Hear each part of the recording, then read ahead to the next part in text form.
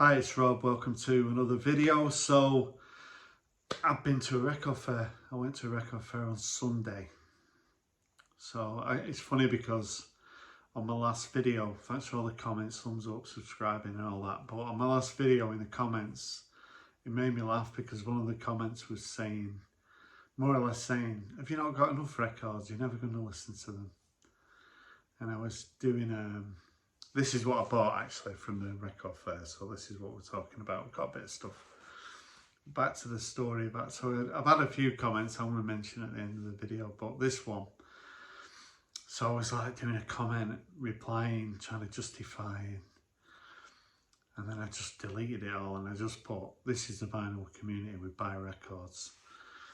And the guy just said, yeah, fair comment, and we had a bit of banter. It wasn't being funny or anything, but it does make you think sometimes, God, you know, how many records do you need? And how many records do you need? I'm not going to do a video saying how many records do you need, but I've got a lot less records, and there's a lot of people in the VC who've got miles more records than I've got. But I'm sure I've got more records than some people, but I'm still enjoying buying records, playing records, hunting for records. This is going to carry on for a while, so buckle up and enjoy the ride. So yeah, I've shown what I'm going to show on this video. So I went to a record fair in Woodley. So there's another one coming up in December 14th, I think. And this is run by the same people who do the Stockport Record Fair. So that's when the next Stockport Record Fair is, so it's in July. So I turned up, I was working in the morning. So I got there, I just did 6 till 10 o'clock. I'd had enough, but I'd earned some extra cash. That's how I justified going to the record fair. And it was a cooler day, it was nicer. So when I got to this record fair, there was about 10 vendors there, but some of the vendors had 4 or 5 tables, so there was quite a lot of people there when I got there. So if you ever, I mean, the Stockport Record Fair, if you're in the Manchester area, is certainly one that's worth going to, but the one at Woodley, I think you have it twice a year. So when I went in, warm welcome, because they know me now and they're friendly. Walked in there, there's quite a lot of people there, a few faces that I recognise, sellers. The first record that I picked up was by a seller that I'd not seen there before. And he had quite a lot of newish records that were kind of opened. So he had a copy of the Elastica album. So this is one that I showed on cassette recently. And I said I wanted to buy it on vinyl. I wanted the record. That cover looks good as well. 3 girls and the drummer, the guy. So this is from 95. It got to #1. It was nominated for a Mercury. And I say that this album, if you're doing your favourite albums of the 90s, I'd have this in my top 10. That's how much I enjoy it. So it's a bit, there's quite a lot of tracks on it as well. It's front heavy though. Line Up was a single, Connection, Car Song was a single, Wake Up, and the final track, Stutter, was a single. And I just think this is a great record. So you get that booklet with it as well. And there's a flexi disc. So I've not had a flexi disc for like years. And then I've got 2 flexi discs now. It's in here somewhere. I think that's, is that Donna? I really like her.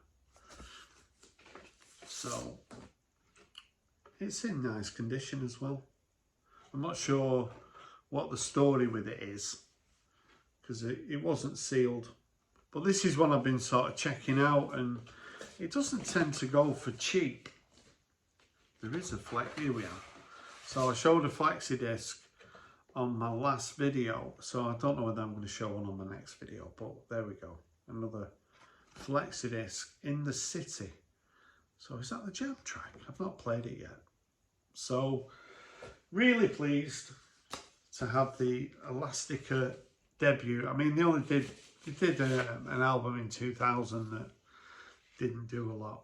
As you can see, it's got an 18 quid on it, and I didn't try and get the price down. I was quite happy to pay that. So yeah, Elastica's debut. Next record was from a guy called Stuart, who I've bought records from before. And I flicked through his records, and then I went back later because I saw this and it was priced at £15, and I was umming and ahhing. I'm thinking that's not a bad price for the 4th album by Bombay Bicycle Club, and it's called So Long, See You Tomorrow from 2014, and this got to #1. So I'm sure there's a lot of Bombay Bicycle Club fans. If you're into sort of indie music from the mid 2000s, sort of 2010, I went to see them a couple of times. I went to see them on this tour. I really do like Bombay Bicycle Club. I speak about them quite a bit.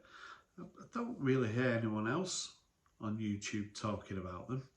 This has got like a bit of a Bollywood feel to a couple of the tracks. Definitely great vocal as well.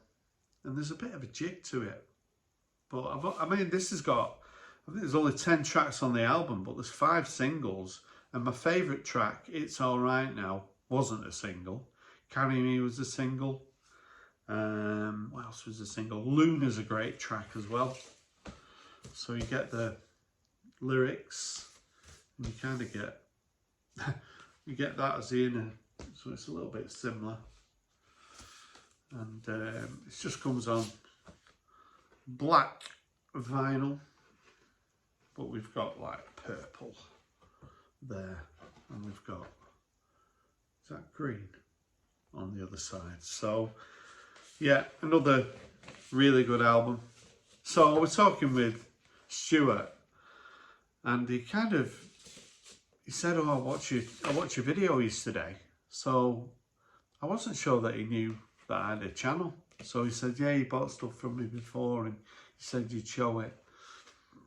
And he knocked £3 off this. So I don't know whether that's because you got a channel on YouTube, you get discount.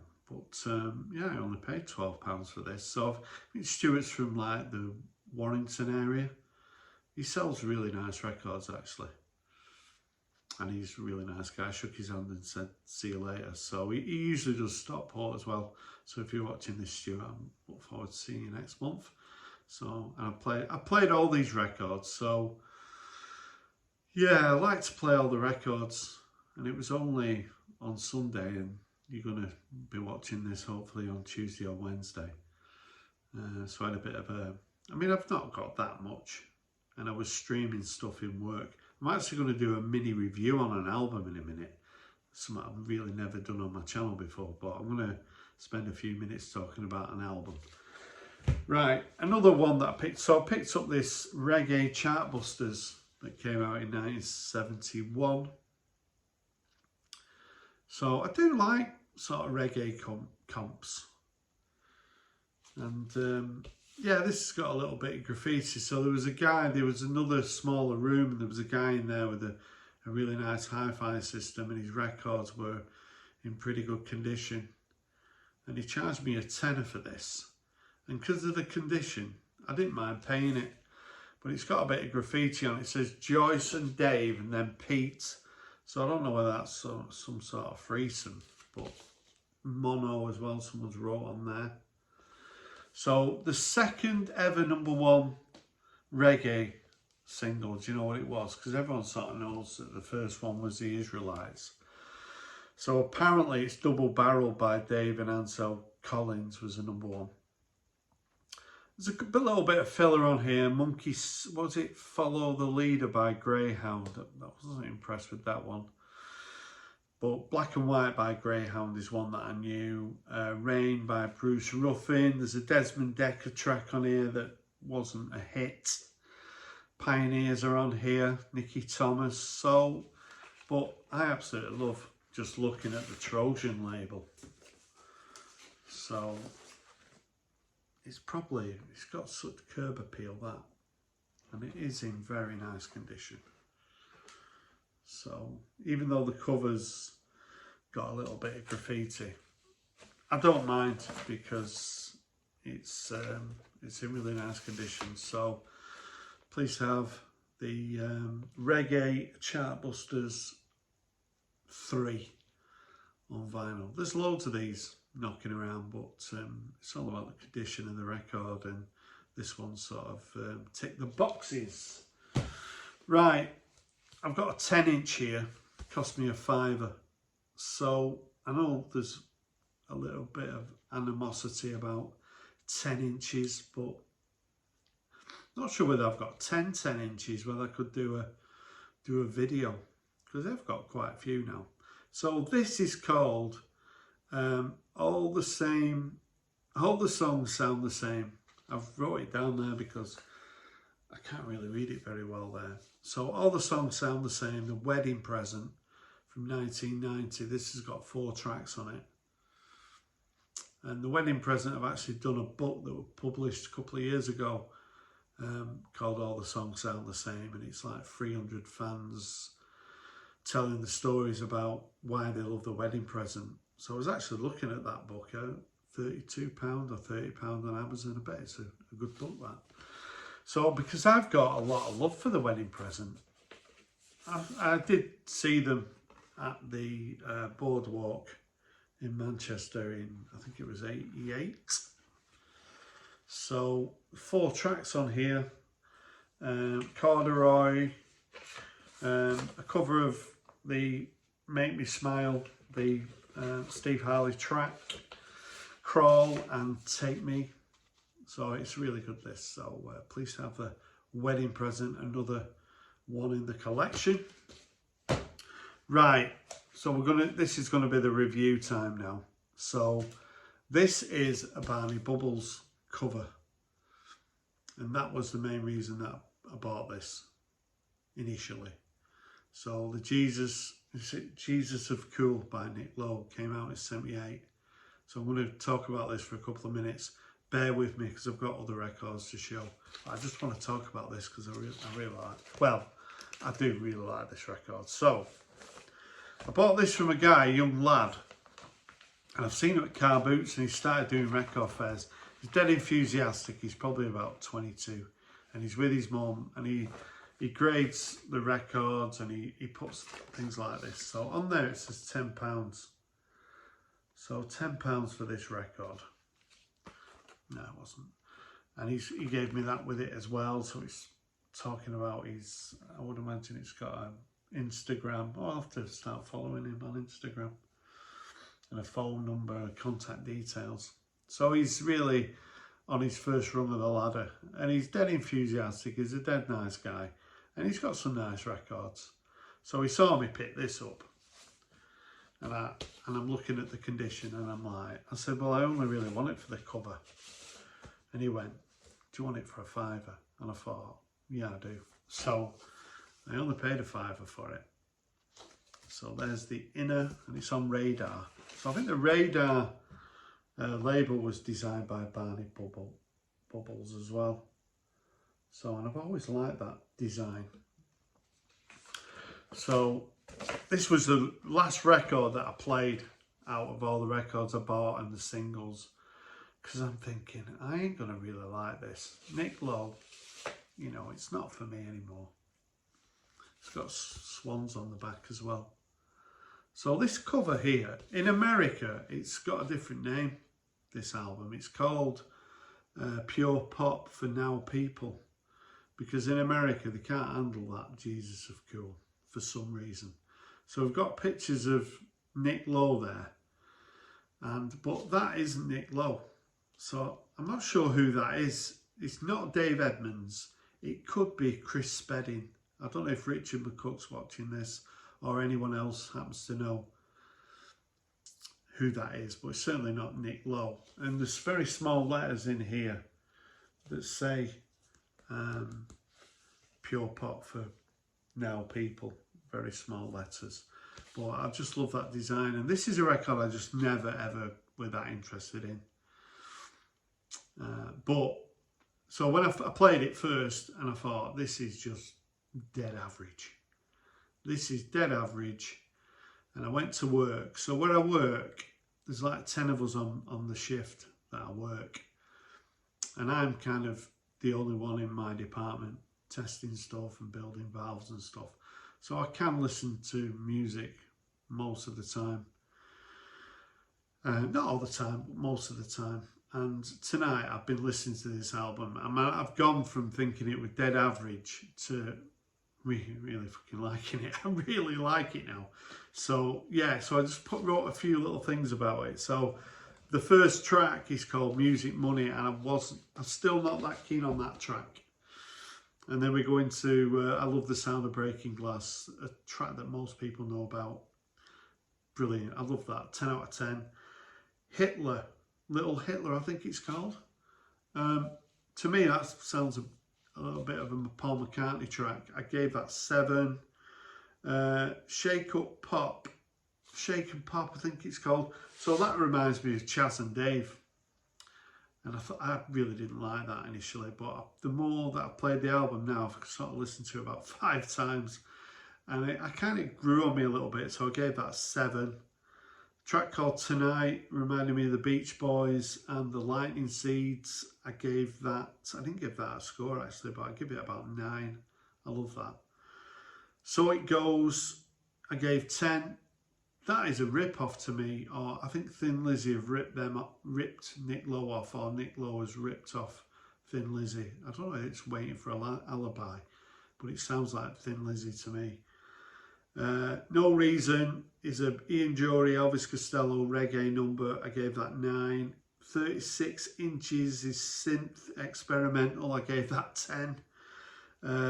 Murray Provost, I think it's called, reminding me of Brinsley Schwartz. I gave that 9. Noted by Reality reminded me of Badly Drawn Boy, but then it changes, but I still gave it a 9.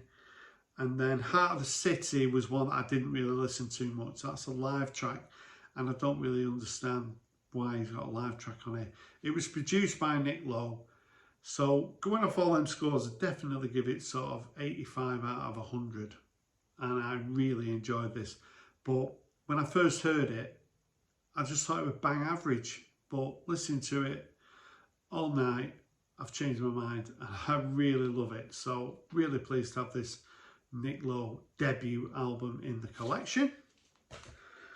So I hope you're still here after all that. Dead excited. I love that record. Right, so I picked up a couple of 12 inches like you do.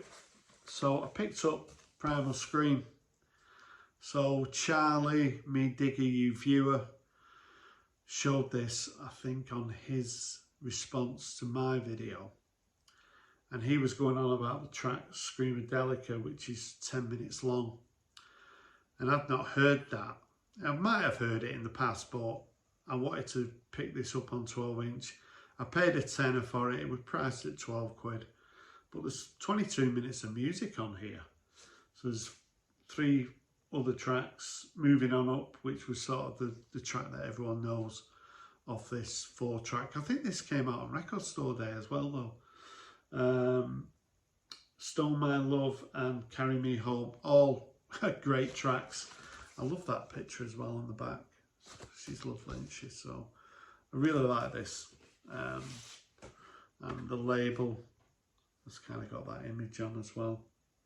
And it's got the Primal Scream on the other side. So yeah, really pleased to have this. And I was kind of, when I listen to music, I don't know about you, how do you listen to music? You just sort of sit there and think, oh, I'm loving it. Or like me, I tend to get up and sort of move around and sort of, I would say, I sort of dance as well. And this is something I just couldn't keep still when I was playing this. Absolutely brilliant. And finally, on the 12 inches, then we go through the singles. Got some good singles to show you. So I don't know if you know about a band called The High. So they're a Manchester band formed in about 87 or something, 86. And this came out in 90. So Andy Cousins, who was in the Stone Roses before they were the Stone Roses and at the start of the Stone Roses, and then he left the band. And when you listen to this, it sounds like the Stone Roses. The drummer is Chris Goodwin, who originally was in the Spiral Carpets as well. And this is just, they had one album and they had about 4 or 5 singles, and there was a bit of, they were on London Records, and there was a bit of they got done for, or the record company got done for maybe trying to get them into the charts. This got to 28 in the charts. But yeah, this is the Box Set Go EP. So there's a track on here called Up and Down, which was a single as well. So it comes on a gatefold. So if you're not aware of the height, they are so good. So good. Andy Cousins is just such a great guitarist. And this is just brilliant. So this is, it's just like the Stone Roses. It's unbelievable. And so this is another Box Set Go. So this is just the same record, but a different version with different mixes on the other side. So these were, so this was £2 and that was £2. So yeah, I've got a couple of comments to talk about at the end of the video, and that's just going to be part of my argument when I kick off at the end of the video. No, I'm not going to kick off, but I've got something to say. Anyway, yeah, so this has got PWA instrumental and PWA mix on here. So there's the label, the High. So High stuff is not expensive, although the album, I can never find that. I don't ever think it's been reissued. But the 12 inches are available. You can find them around Manchester, so please have that in the collection. I picked up some singles. So there was a guy there from, he's got a unit on Bury Market, and I thought that's him from Bury. So he had some singles that were £1 each, and he had some good stuff. But I also picked up this for £3. So this is from, I think it's from the final album by Athlete, and it's a track called Tokyo. So I really do like Athlete's albums. I've just never got around to picking them up on record. But I just fancied getting this single Tokyo, which is a really good track. It's kind of on a bit of a yellowish vinyl there. But yeah, I played this and yeah, I love it. So please have that in the collection. Tokyo by Athlete. So these are all pound singles. So the Scottish band Positive Noise and the track Get Up and Go. So Positive Noise are kind of a funky Scottish band from the early 80s, maybe a little bit Orange Juicy, probably a bit more funky. But yeah, it's a nice single with Tension on the flip side. And this is a fun one. So this is the Freshies.